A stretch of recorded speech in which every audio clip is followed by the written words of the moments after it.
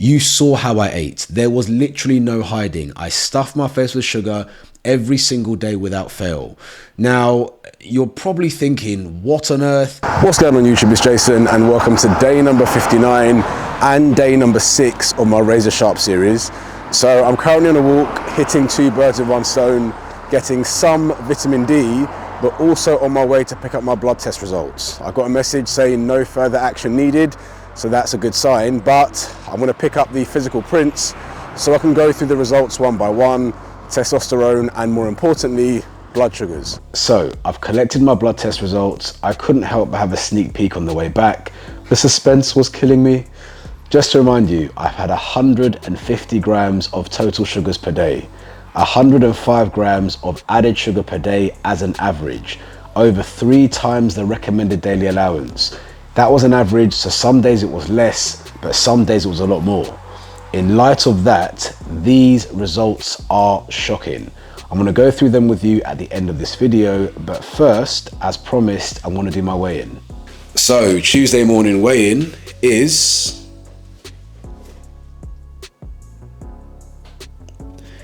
85.8, so not too bad. 2 kilos down in 2 weeks. I'm pretty happy with that. A little bit faster than what I would have wanted, but I expect it to be a bit faster in the honeymoon phase, usually about 3 weeks-ish, and then I would expect the rate of loss to drop to somewhere between 0.4 and 0.6 kilos per week. Let's do a quick flex physique update.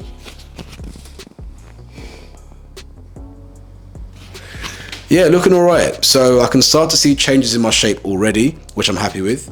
Let's measure my waist.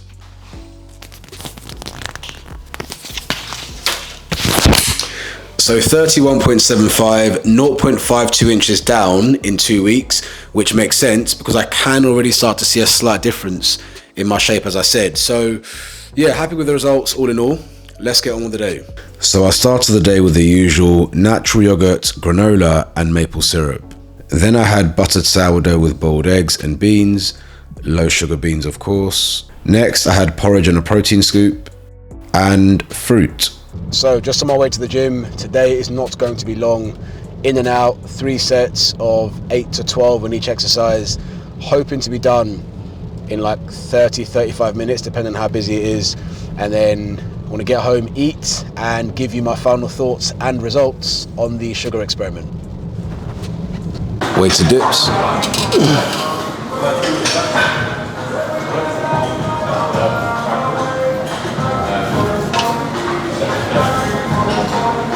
Cable fries.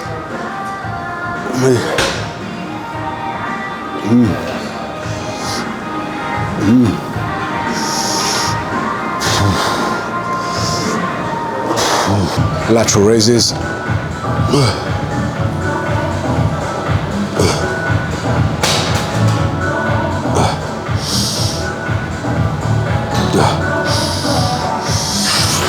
Seated rows.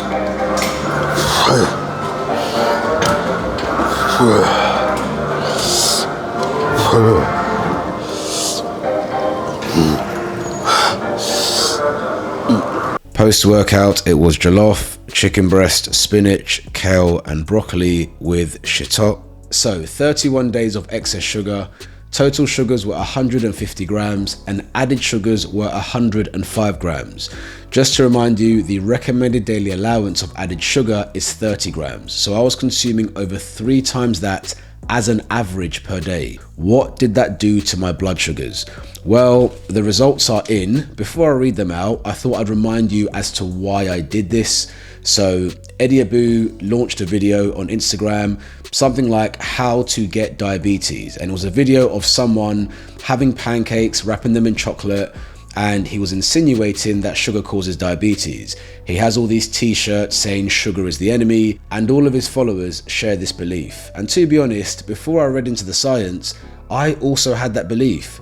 If you asked me 5 years ago what causes diabetes, I would have said too much sugar.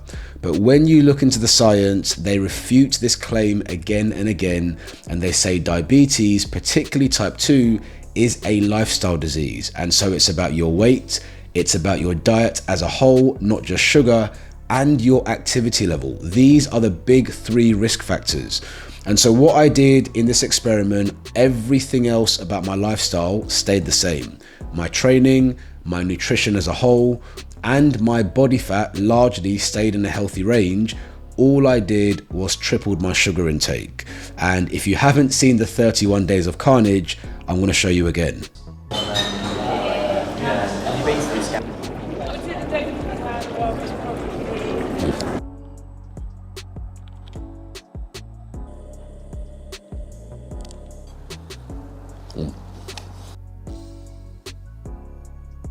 Let's give these bad boys a try.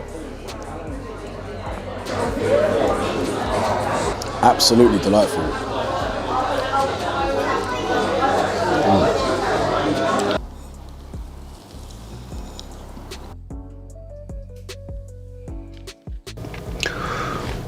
Let's see how we go. Croissant and waffles combined. Let's see the texture. So pre-workout is the last of the Biscoff ice cream sticks. So yeah, as you can see, I didn't hold back. And for a reference point, a healthy blood sugar level should be between 3 and 6 mmol when you are fasted. At the start of this experiment, my blood sugars were 4.3. At the end of this experiment, my blood sugars were, drumroll please, 3.9 mol. My blood sugar levels dropped by 0.4. You saw how I ate. There was literally no hiding. I stuffed my face with sugar every single day without fail. Now, you're probably thinking, what on earth? Everything I've told has been a lie. My parents lied to me. My teachers lied to me. They didn't lie to you, they were just ill-informed. So how did I eat like this for 31 days and my blood sugar levels dropped? Well, as I said, diabetes is a lifestyle disease. This result is testament to the fact that I have everything else about my life dialed in. My diet was still full of fruit and veg and protein. You saw I was still training 5 days a week and being very active. And of course, my body fat is within a healthy range. I always explain to people that insulin being spiked by sugar is not the issue. If you think about your blood sugar levels being spiked as being like a fire, insulin becomes the fire extinguisher that puts out the fire. But when you've abused your body through bad lifestyle choices, your body now becomes inefficient. And so when that fire kicks off, there is no fire extinguisher, insulin being released, and so your blood sugar levels stay high. Every single one of us has a blood sugar spike when we eat food. Going back to the reference range, normally healthy blood sugar should be between 3 and 6 when fasted. When most of us eat, it is very normal for our blood sugar levels to go to 8 or 9. But the fire extinguisher brings it back down to a healthy range so that you can see in a fasted state, most people should be within a healthy range. So just to be clear, the fasted blood glucose test doesn't tell you whether or not you have diabetes, but it's a pretty good indicator.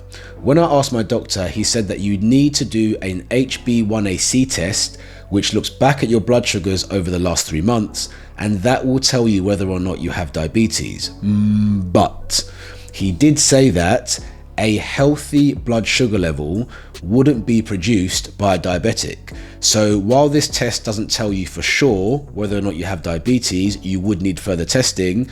Someone who is diabetic would normally be outside of the range of 3 to 6 without insulin. And so he gave me an example and said, if I was diabetic, he would expect me to be somewhere between 8 and 10. And so being nowhere near that range, he's confident that I'm not diabetic. So yeah, going back to blood sugar levels, I just wanted to raise 2 things. Number one, some people may look at this video and say that, well, you didn't eat this way for long enough to get diabetes. Yes, there is some truth in that. Diabetes tends to develop over months and years, but I guarantee you if somebody obese who doesn't move and had an atrocious diet ate like this, they would likely have moved out of the healthy range of fasted blood glucose. So the fact that I stayed within a low range and actually went down, for me, is testament to the fact that sugar doesn't cause diabetes. The second thing to throw in there, to remind people that sugar doesn't cause diabetes, is that parts of the world where sugar is not part of the diet, people are still getting diabetes. If you think about places like India, the Caribbean, and even Africa, I can definitely testify for Ghana, sugar is not part of our day-to-day diet. Like, we don't eat chocolates and sweets every day like people do as part of their meal deal in the West. Yet type 2 diabetes is rife. Why? Because people are overweight and people are making poor lifestyle choices. Most of the diet over there, for those who have diabetes, is fried. There isn't sugar, but they still have diabetes. If sugar was the sole cause, those people should not have diabetes.